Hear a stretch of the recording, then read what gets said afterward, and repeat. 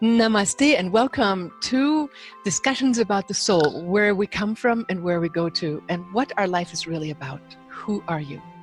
And I'm really happy to have Rodolfo Young here, an expert. He's appeared with Mind Valley teachings. He's been on some of my previous interviews with Quantum Living interview series.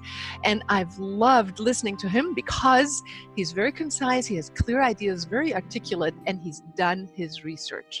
He just emerged out of weeks of being silent, together with your partner, I believe. And you said, first thing on Facebook that you said is, we survived it. XYZ long of silence. Well, you've done a year of no speaking numerous times. So we're not talking about it to a novice here. We're talking to someone who's done his due diligence, his homework about becoming aware of that which we normally don't see. I'm super excited to be asking you tons of these questions about what you perceive soul is. And we speak about heart, the soul connection, the spirit. People are a little confused on what reincarnates. Buddhists don't reincarnate, yet they have the Dalai Lama. I mean, we need a little bit of more understanding and maybe tying it into our modern language. The Vedic and also our Greek background teaches us that we have a separation of body, mind, and soul. So it's separated.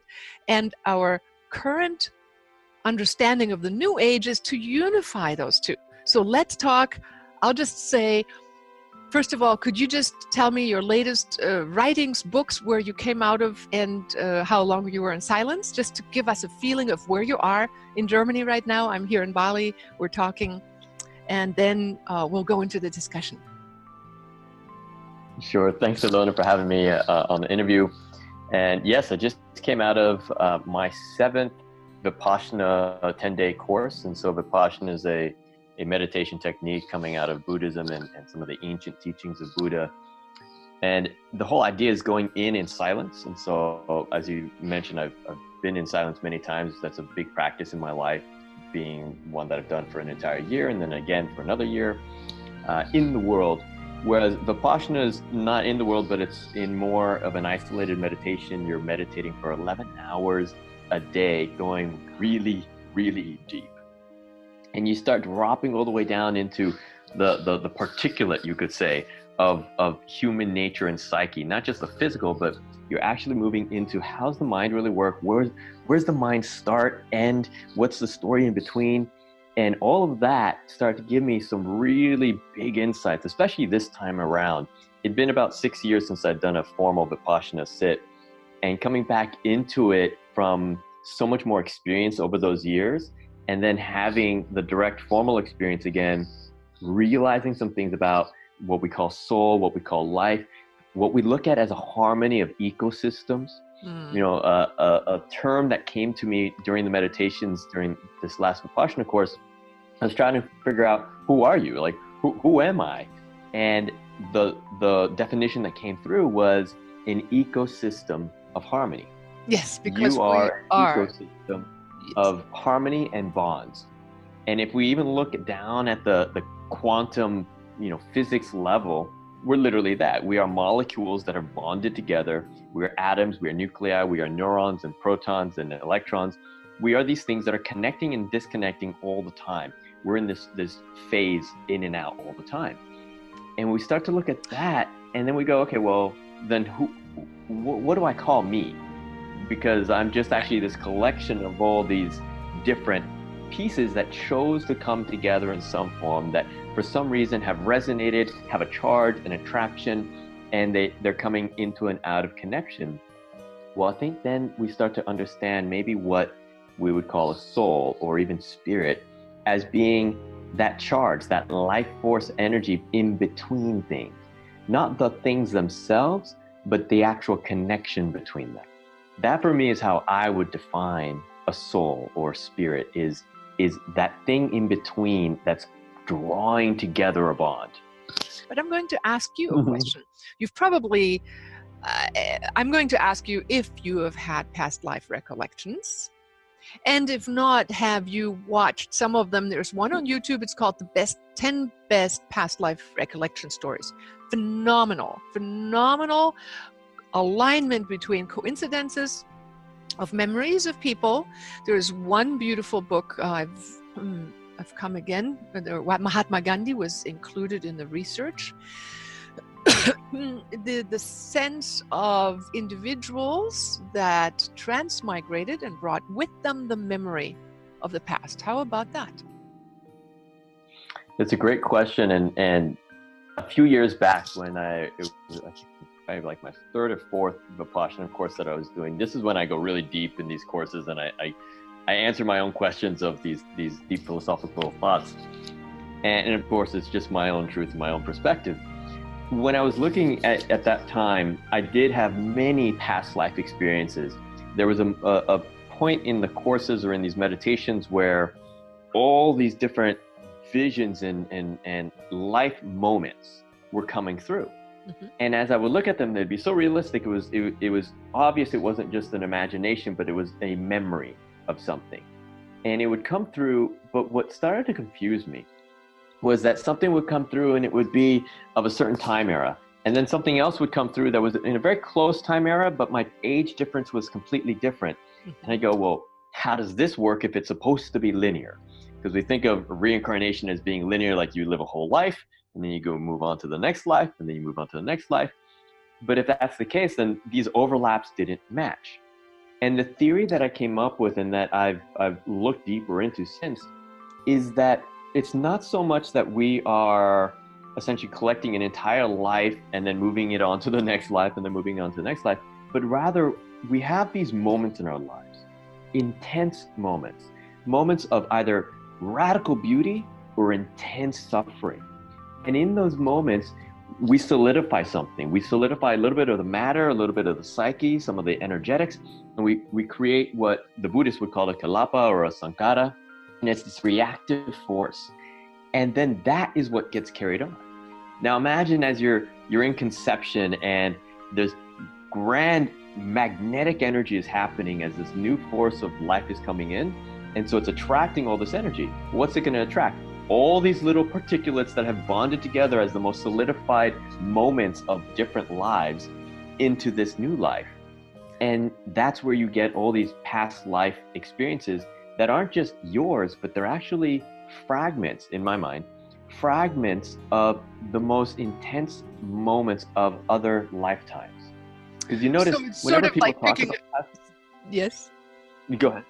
So it's like picking up, going out into the ether, and there are so many radio stations, and you just go clog onto the loudest radio station. Go, that's.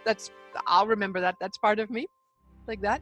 Exactly. Because you notice whenever people talk about past life experiences, it's never like, oh yes, I remember myself sitting at the breakfast table, sipping some tea. It's always like, there was this war, and I got stabbed through the heart, and this.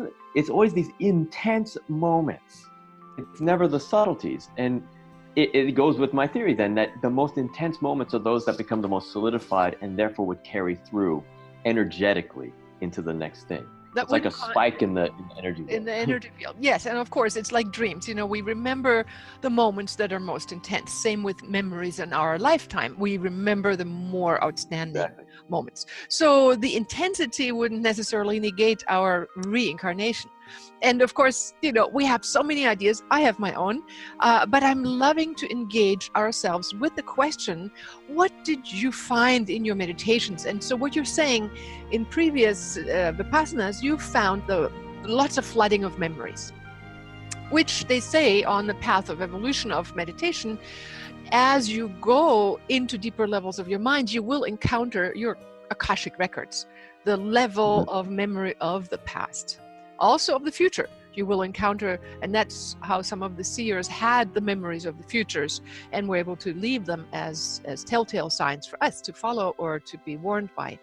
But when you go into deep meditation, so you're saying there is not necessarily an identity that moves on, but rather the identity that is now.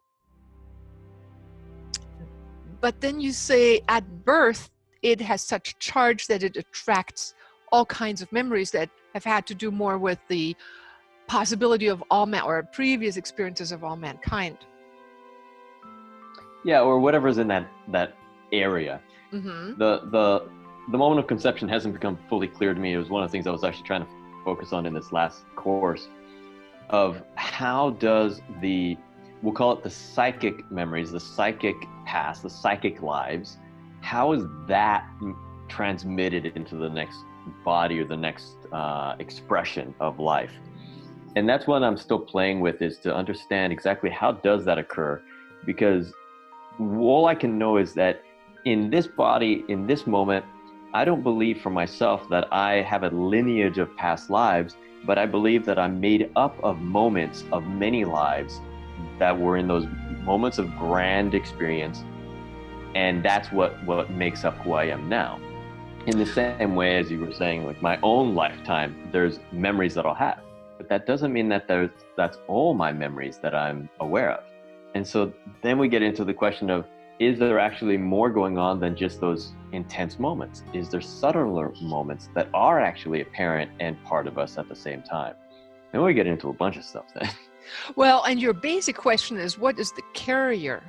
When you say there is something that bonds all that together and brings it at the moment of conception into our memory body, then in this lifetime to be discovered, it presupposes, just by the language that you use, some kind of entity that does carry or even is capable of attracting information. And why would that be? If it's just an accumulation of cells that happen to be pumping or breathing, then that should be the same for an animal as it is for a human.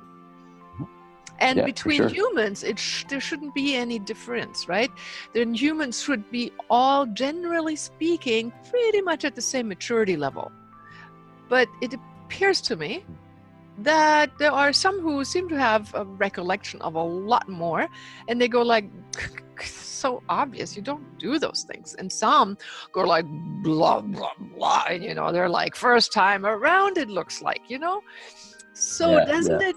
And then the question I have for you is, in our lives we do have pain and pleasure as the two indicators that make us go left, left, right, right. Pain, oh no, I don't think I'll go there. Love, pleasure, bliss, okay, I'll keep going. And usually it has to do with contracting, even if it's the ego state that says it's mine, it's me, or the expansion, which is love and inclusive. And like you said, becomes permeable. I love how you say soul, or aliveness of soul becomes visible when we are in the space of interrelating. So there are three questions in here. For one, why is there an evolutionary difference in between what we see between some humans and others? The second question is, pain and pleasure, what are they as mechanisms possibly for teaching? And then why teach us if we are not really evolving? If this conglomeration just disassembles every lifetime and just reassembles and just kind of arbitrarily picks up memories. Yeah? Good. All over to you. Yeah, thank you. The first thought that comes to my mind is, imagine you have a large warehouse, or even you have a line of Christmas lights, and you plug it into the wall, and that as you plug it in, it's like you're plugging it into the cosmic life force, into that energetic quality that we're calling soul or spirit, and it starts to move through. Now on each little bulb of that light string of those Christmas lights, each bulb has a different, distinct, unique expression. Maybe the filament in one of them is a little bit more worn, and so it doesn't brighten up as much. Maybe on one, there's some dirt on the top of the glass, and so it doesn't shine. Maybe on another one, it's actually colored glass. And so we end up having all these different variables that show up along the string as expressions. And so when you ask, why is it then that all these different human beings have different, we'll call them clarities or density or lightness or expression or how they show up in the world, it would be not to do with the life force going through, not to do with the spirit or soul that moves through, but rather to do with the medium with which it does. And so if it's a light bulb that's dirty, then it's going to have a little more density. If it's a light bulb that's super clear, it's going to be super bright. But the energy moving through it is one and the same. Okay, so what you're saying is that the current is what is. And truthfully, when you go through Vipassana, the exercise that you're going through is I'm not sure if they teach Vipassana like that, but is actually preceded by Buddhist thoughts, right? Which negate the identity of soul. And so I am imagining that as you go into Vipassana, you are told to just observe. And there isn't a directive as to become more aware of a singular unit of something vital and vibrant, but of just observing. So yes, if you just observe the current, ultimately the only reality that we really, really have is aliveness, right? That's what you're calling the current. And then the light bulbs are independently different. I mean, some are brighter, some are coarser, some are covered up by dirt.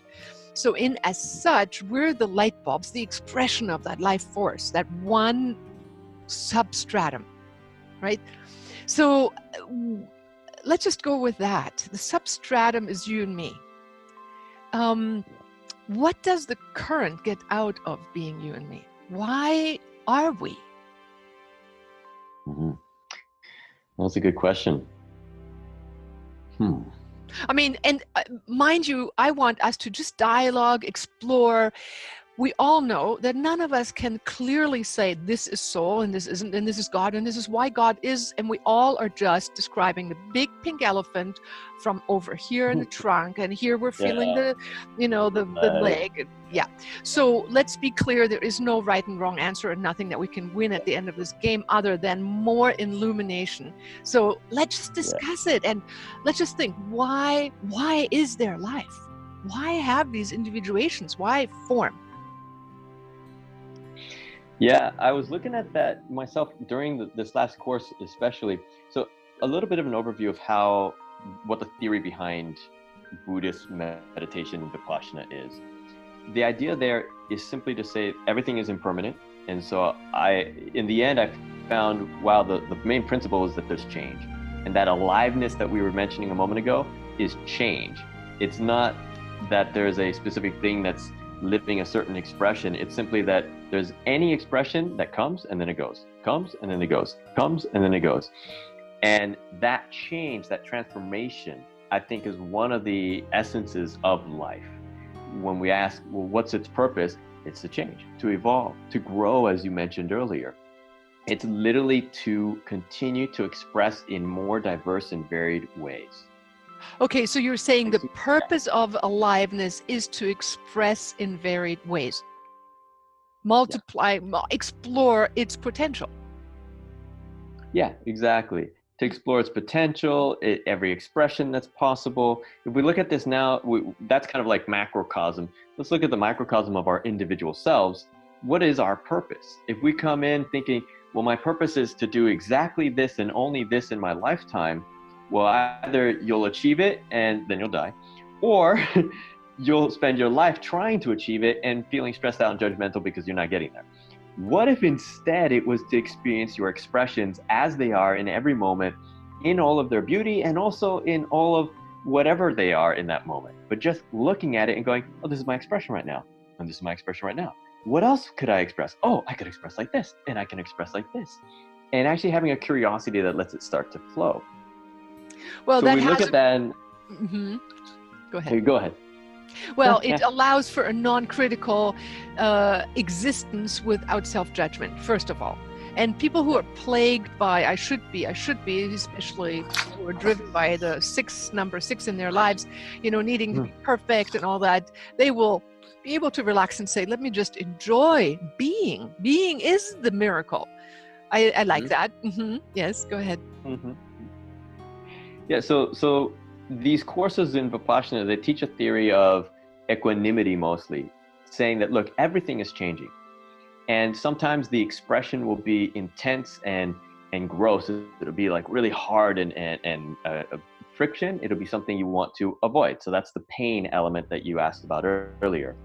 Or it'll be something, beautiful and vibrant, and it feels great, and it's light and expansive, and that's pleasure. Now, the thing is, though, no matter what in our lives, there's always going to be pain and pleasure. They're two sides of the same coin. So no matter how much pleasure you have, There's, I believe so. No matter how much pleasure you have, there's always going to be pain on the other side. Now, how great that pain is or how great that pleasure is based off of the meaning and the story that you give it. Whereas in these practices, the idea is equanimity, essentially not reacting to either one, experiencing them. Like when this was a question I kept asking one of the teachers at the course. He goes, so wait, are you saying we're not supposed to enjoy pleasure? Or we're not supposed to have desire? He goes, no. Just don't cling to it. When it's there, enjoy it. When it's gone, let it be gone. And that's where, in Buddhist thought, they say the suffering is in the clinging attachments, is when we cling to something which is no longer there, which has impermanently passed, only to rise again in a different form, different expression. If we cling to it, we don't give it space for the change. We don't allow the next thing to rise and to be equanimous, non-reactive to whatever does rise. So there's this idea that's going on there, right? Okay, so let me ask you then, what is the purpose? You say simultaneous pain and pleasure exist simultaneously. It's the opposite side of the coin. Why is there pain and pleasure? So I was really dropping into this question recently because especially in these courses, they're talking about how we have these sankharas, which is the reactive mind. And I'm going, well, there's always a purpose to something. We don't evolve into certain ways of doing things without a reason. I was going, okay, why would we have developed these reasons for pain and pleasure? Why would we have that in the first place? If the Buddha is saying that gets in the way of our enlightenment, why is it there? So, probably because at the very, very beginning, it was a survival mechanism, and it still is at the deepest levels. What causes us pain is danger and possibly going to kill us. What causes us pleasure is probably our food and procreation and sex, things like this. So we're going, oh, well, that's going to perpetuate us. And so it came down to a survival instinct of the expression. Right? Okay, so I'm with you there. Now, my next question is, I've certainly experienced it, and you probably too. Let's say for my own life, I cannot afford the luxury of having negative thoughts about other people. I instantly get the boomerang effect of whatever I send out because, well, the higher I vibrate, the faster the return value of my thoughts. So it's like don't even entertain those thoughts. It's like unless I go into a certain degree of understanding, compassion, forgiveness, or compassion would be the best word. My feedback says in my life, bad, this is not good. It has nothing to do with survival as such. It is almost like an ethical training wheel. Of course, I do agree that yes, pain, pleasure is a guiding force to say, do more of this. No, don't do that. You don't want to eat bad food. That's bad. Eat good things, do good things. But why would we have feedback at even more refined levels that don't hint at purely survival, but point towards something else within us that is evolving? And that's that you just answered it. It's because of the evolution that's happened, where we were simpler beings at the beginning, essentially, single-celled organisms or things like this, that just a reflexive pain, pleasure stimuli was enough to get us to continue. Right. And this is why I say maybe the purpose, the whole point of it all is to continue to evolve. Then as we started to evolve, what that evolution looked like was an attraction of bonds where more single cells united, more and more, it became more complex. And as the complexity continued, then the ecosystems started to create larger ecosystems. And there was balance. But something happened somewhere along the way. Two things, actually, I think. First, we outgrew our ecosystem. And in the moment that we outgrew our ecosystem, we went out of balance. And in that out of balance, then we have a surplus of certain things. And it's no longer, I need this in order to survive. It's more, well, so-and-so has more of that. And so they're getting more attention. They're getting more food. They'll survive better. And so I need more also. And we start to build. And all of a sudden significance and abundance and other things, or sense of abundance and wealth and riches and all these things, we still actually have a tie to survival, but we've just forgotten that's what it's about. They start to wean into it. And we continue to have the pain, pleasure stimuli, even at the most refined levels, because evolutionarily, it's what continues to push us forward. It's what actually attracts the different bonds and things. Now, where we might hold ourselves or suffer is because, again, with this idea of attachment, when pain's there, okay, pain is there. Let it be a stimulus for something. When pleasure's there, let it be a stimulus for something. When it's not there, don't dwell on it anymore. If it's not there, it's not there. So you're saying, and let's just go with that, I like it, the ecosystem of something that is evolving to a greater complex structure. What do you see the human evolving into? I would say human beings, as physical forms, we have this matter. At this moment, we can continue to, our physical matter is going to continue to evolve itself, and that's just to become more refined to the environment. But our psyche is the thing I'm more interested in, is the mental volition. As you said earlier, if you have a negative thought, that's a mental volition, and that plants a seed which fruits and bears fruit of negativity if it's a negative thought. And so how well can we start to plant the seeds of what we would like to have in our future, what we would like to continue to evolve into? And then that requires being able to be present in this moment to know what seed are you putting in the ground. So a lot of times we'll even have best intentions, right? We'll think, oh, I really want to do this. I really want to do this. I'm going to sit down for an hour meditation. And as you're sitting, a thought comes up and you judge yourself. You're like, I'm distracted. Boom, planted a seed of judgment instead of planting the seed of what your practice was. And so we have to develop first the awareness and equanimity and compassion, gentleness to ourselves and to others, so that we can actually consciously be planting the seeds we want to. So let's just say we become a greater vehicle, a greater psyche, individually, in this expression of this lifetime. But as you say, that won't matter much, because at the end of this, it'll just emanate into the big current of life, the big ocean, and become one with the whole static electricity or potential of electricity. And then it reassembles itself somewhere with the same, or maybe not. Why? There's no consistency then. It could reassemble itself in the body of a cat, or not even that. It just life becomes whatever it is. So what bonds the evolutionary drive? What is the cohesive and then ongoing this gestalt that carries on the next version of itself? Yeah. Well, I think we have to, and I don't think this is an easy concept to get unless you have been doing those practices and getting to the point of refinement and all that. There's a point where we drop the identity.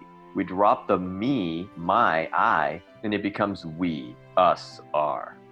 And so you're asking, well, okay, we do all this work to evolve and to better ourselves in this lifetime, but then in the next, we don't know where that energy goes. Well, we know it goes into the rest. If you understand and you start to really directly experience your connection to the rest, then you're like, great, I'm doing my part for the whole. So you're saying God or that substratum evolves through all the feedback of all of its creative expressions. Exactly. I mean, if I put it into really modern technology kind of wording, and this is a bit of a scary topic for most people, is if we look at the way all the data that we feed into online social media and all this stuff, somewhere that's being collected, collated and curated, and it has this massive knowledge and wisdom. It has grown in its own intelligence based off of all the information individual cells have given it. Same way it works in our bodies. Individual cells are collecting different information, they feed it into the rest, and as a collective, our minds, our bodies, decide, we need to evolve in this way based off of all the information brought in from all the different places of our own senses. It's the same thing with the soul, with the spirit, with the psyche.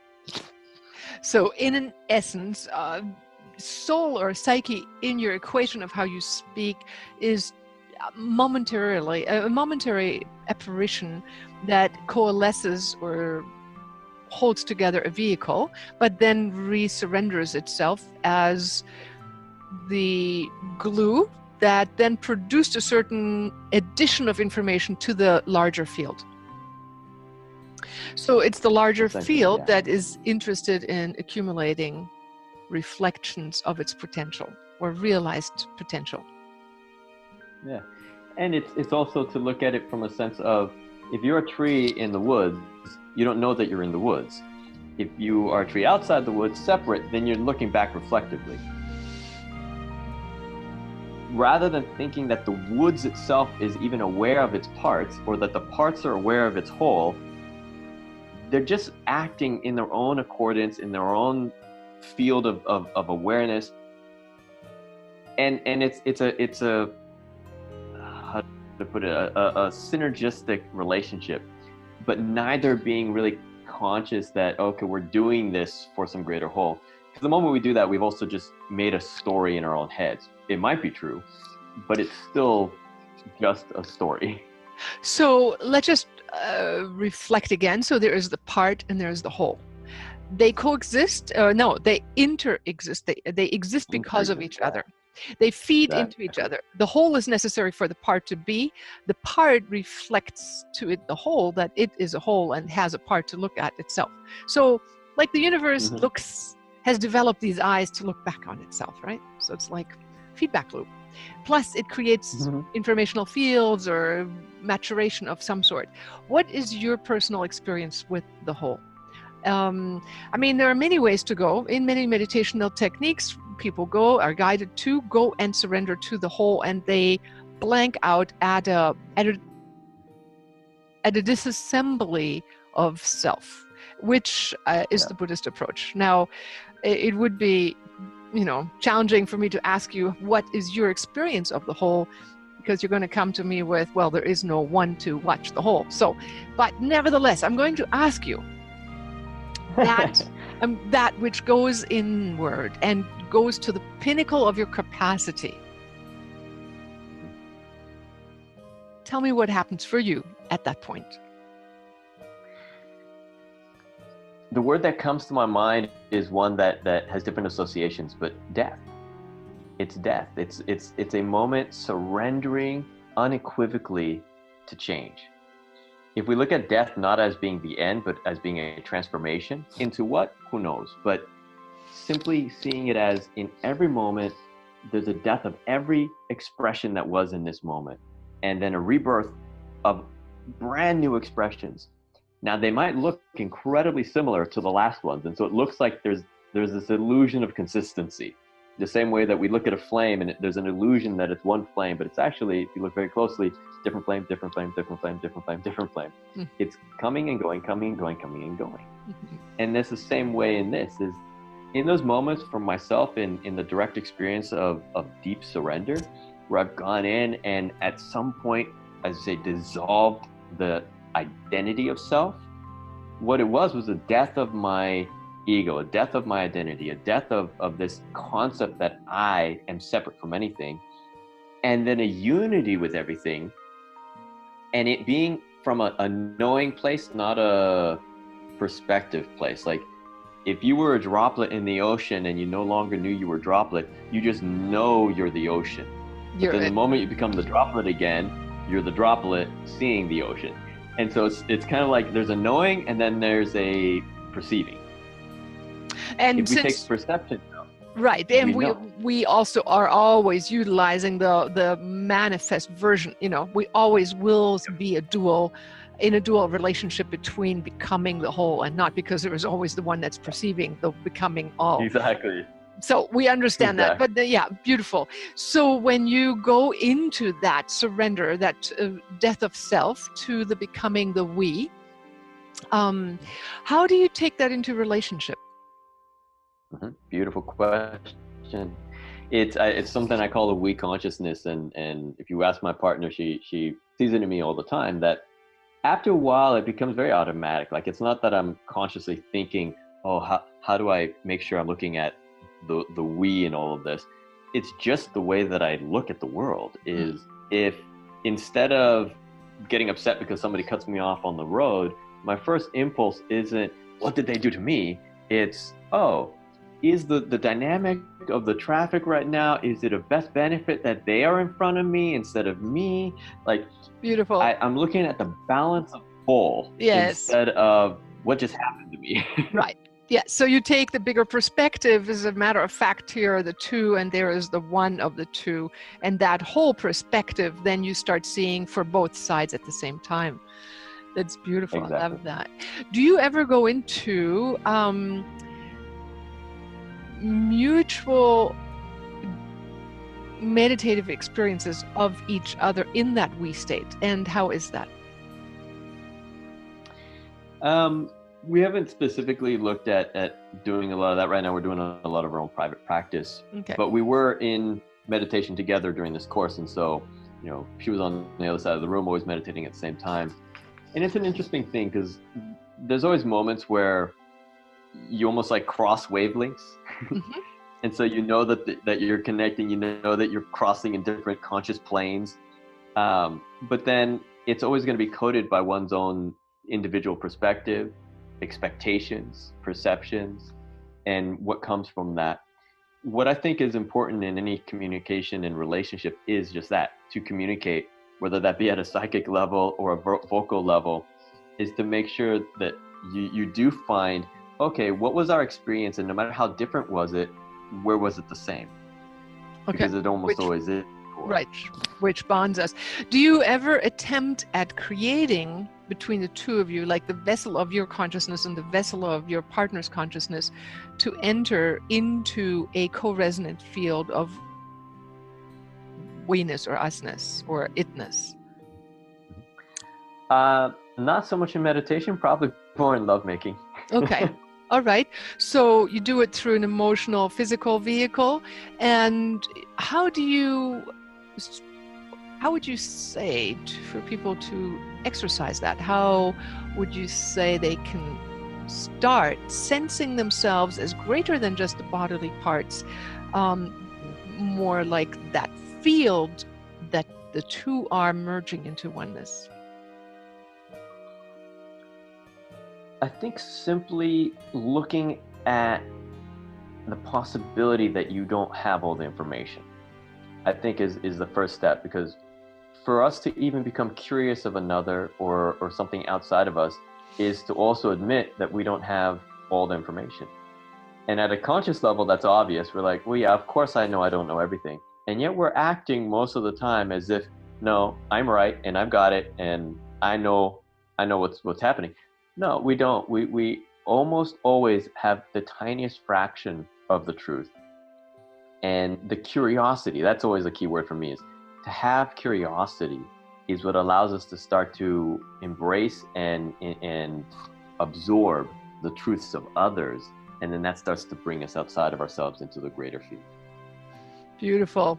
So it's in interacting without feeling like I'm this defined billiard ball bumping into the other, becoming permeable and willing to change, adopt and co-resonate maybe into a greater new whole, or absorbing the truths of each other to create a greater expression of usness, or whatever that emerges into life, right? Births into life.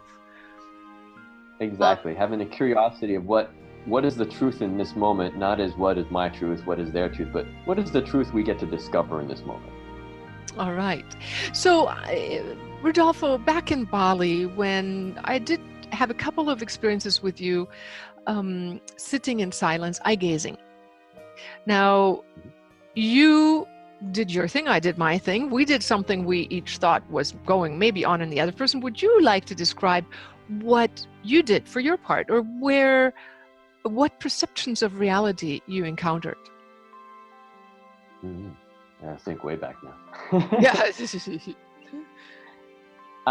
I remember one of the first times that you and I sat down, I think it was even at a cafe somewhere or something, and we had no idea who each other was or anything, but the offering was placed there to eye gaze, and we started to, and I remember having that sense of you could almost call it a cosmic dance. And for me, personal level, what it was a surrender again. It's a surrender and curiosity. Those are two of my biggest pillars and philosophies in life. It was, oh, I don't know what's happening, but I'm curious to find out.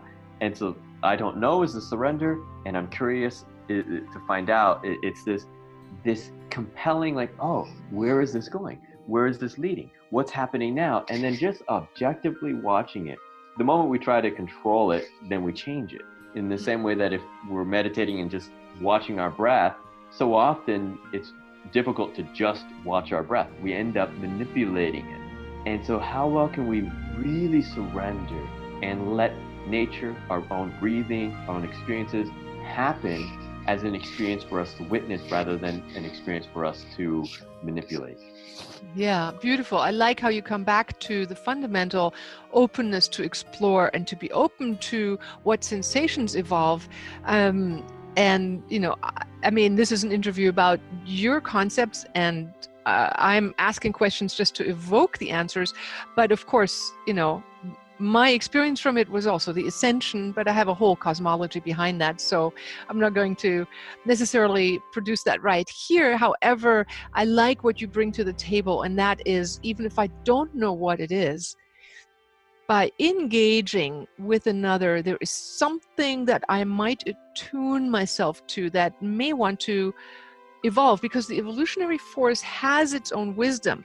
As long as I keep my gaze upward, so to speak, my gaze to the center of creation, possibly, or whatever you want to call it, the most beautiful purity of it all, that will then guide us into the next level of something that we may not be able to conceive of as of yet, as an evolutionary point in now, to what that might lead us into. Maybe we become a collective humming human pod that has, like the internet, but amongst all of us pulsing, you know? Yeah. Like where we are, like the fungi in the forest, you know, that inform the trees from the root level. Knowing what's happening far away, we as humans could well be, and are, but could well be become more ignited through that substratum that informs all of us. And by reaching up into that luminosity, and our intention just saying, take me to the greater expression of potential, then moves us into a greater co-resonance as one humanity, one organism. Yeah. Which I think the key to that is the practice of letting go of the identity of the self. Because if you can't come out of your own shell, you can't reach the other terminals of expression and experience. Right.